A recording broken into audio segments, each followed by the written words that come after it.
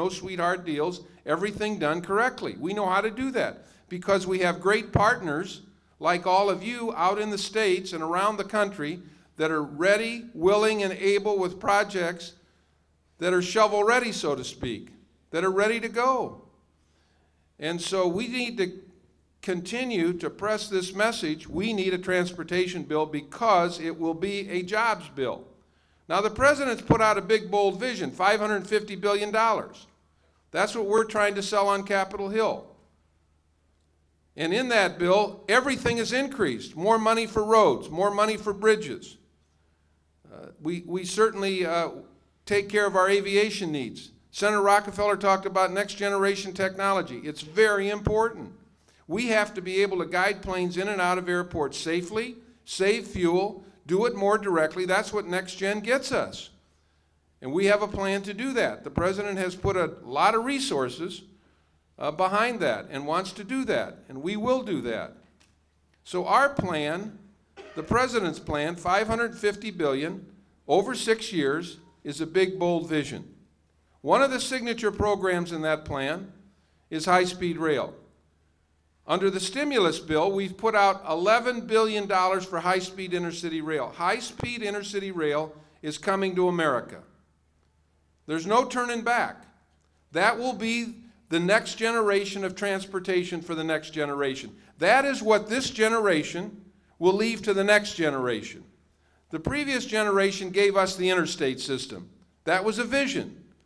Took us 50 years to do it, but we have a state-of-the-art interstate system. The last generation gave us a state-of-the-art freight rail system. We have a Class 1 freight rail system second to none.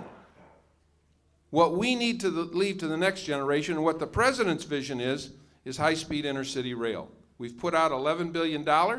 We're about ready to put out another $2 billion to connect America with high-speed rail. Not necessarily because the president wants it, but because this is what the American people want.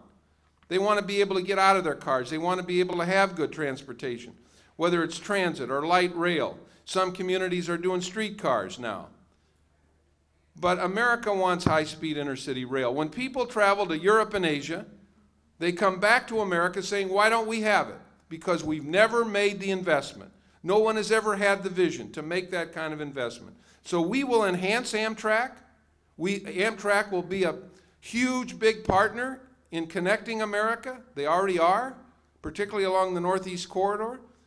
And they will continue to be our partners. Our freight rail friends will be our partners, the Class 1s. We've given an enormous billions of dollars to our friends in the freight rail to fix up the tracks very selfishly so we can use some of those tracks to help us deliver passengers when the freight rail system is not being used for that purpose. So we've given millions of dollars to the freight rails to fix up their infrastructure. It's a partnership. That's what we need to do to get into high-speed intercity rail. We had $2 billion come back to the Department of Transportation from Florida. We had $10 billion worth of requests for that money. There's a pent-up demand in America for high-speed rail. We will not give up on our highways. I've already said we have a state-of-the-art interstate system. We are committed to Corridor H, always have been and always will be. We know that will be the economic corridor for West Virginia to connect with the rest of America in a way. And that's very important, and we're committed to that. We're committed to it because the leadership in this state is committed to it. Now let me just talk about the idea of the debt versus having priorities. I served in Congress for 14 years. 5 of those years, we balanced the budget, thanks to leadership from President Clinton, but also thanks to leadership from Congress. We did it. You can do both. Let me give you the simplest example. We all have budgets. We all live on budgets. You don't take your entire paycheck and pay it against your credit card every month. You have priorities. For the 5 years that we balanced the budget, when all of us were in Congress, every one of us was in Congress then. We put some money against the debt, but we also had priorities. You can do both. We have transportation priorities. We have transportation needs. And we know that if we put resources against those, we'll put our friends and neighbors to work. We can pay down part of the debt. We don't have to take all $3 trillion or whatever we're collecting now in taxes and put it against the debt. We need to have transportation priorities. The president has put a vision out there. These folks have a vision about that. Other members of Congress do. That's why I believe Congress will set aside some money for the debt, which everybody is in agreement on, but we'll also have transportation priorities for the country, for jobs, for continuing the progress that we have made for a long period of time on transportation. I'm optimistic about this. Transportation has always been bipartisan. It will be this year. Look at what you have up here, the members of Congress. It's bipartisan, invited here today. Not everybody in this room is of one party, but you're of one mind about the fact we need infrastructure. We need money. We need to put our resources into it. And we need your help. We need your help. Each of you has a representative from the district you come from. Each of you has 2 senators from the states you come from. Now, you don't need to work on the folks from West Virginia. They get it. But some of you from some other states, what you need to be able to persuade people, we'll pay part of the debt, but we can still have transportation priorities. Roads, bridges. As Senator Rockefeller said, I'm a big fan of the Essential Air Service program. We have to make sure that communities that can little afford to have the same kind of resources that larger communities have also have air service, essential air service. These are our priorities. This is where we'll put our resources. The big question is, how do we pay for it? That'll be what the debate will be about. That'll be what determines how large the transportation bill will be.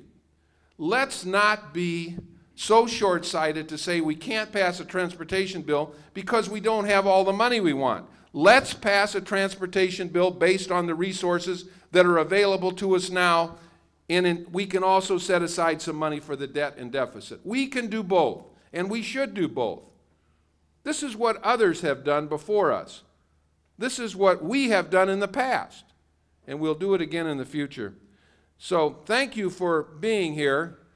You can't leave, though, without entering into a partnership with all of us to go back from where you come and really push, let's get a bill this year. It will only come when Congress is persuaded that it's a priority. It has to be a priority. We've gone too long without a big vision. That's what a transportation bill does. It gives the country a big vision, and it also says transportation is a priority. If for no other reason, the jobs it will provide to help get our economy going. So Nick, Senator Rockefeller, Shelley, thank you for inviting me here today. But most importantly, thanks to all of you. These things will only happen when you become partners with us. I believe you're already partners. Let's work together. If we do, we'll get a transportation bill and we'll put our friends and neighbors to work. Thank you all very much.